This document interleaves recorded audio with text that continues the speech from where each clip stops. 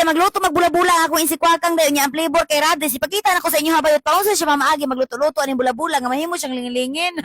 First things first dai nang harvest amig Radis dira abayot no kay Radis man ang flavor ani nga klase nga pagkabula-bula dai. Magpalit anang Radis bayot yahan na pud nang gitagot-tagot dira ginagmay ang Radis dai no kanang pino jud kay siya nga pagkatago. Aram na pud na dira ang iyang ground pork bayot no ay hada niya gitemplahan dai gamit ang isa ka ganta nga magisarap gipasiritan niya gamay nga oyster sauce og paminta nga pang insikwakang. Kana sabaw nga iyang gibutang dira dai katupod ng sinabuan ato sibuyas daonan og luya kaganihang iyang gimol-humol dai. Pud nang gibatilan og isa ka itlog dira abayot no ay hada niya gikumot-kumot og maayo dai kay para mamikos-mikos ko siya maayo bayo. Kaya gilunod po diha ang Radis nga iyang gitagod-tagod og ginagmay kaganiha dai no. Radis in English dai, in Chinese dai, lobo in Bisaya dai. I don't know, hindi na ako kabalo kung anong Bisaya.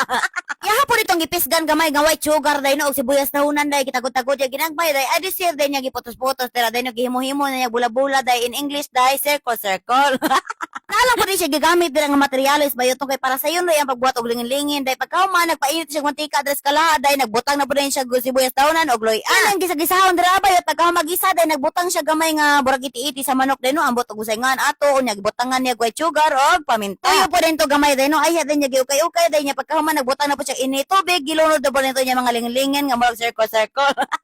Pwede itong gibutangan og pang spicy bayot no pero before siya nagbutang ato dai sa kung gipangutana dai nga you eat or no eat ana mo ko nga no eat mo to gibutangan nag spicy lang.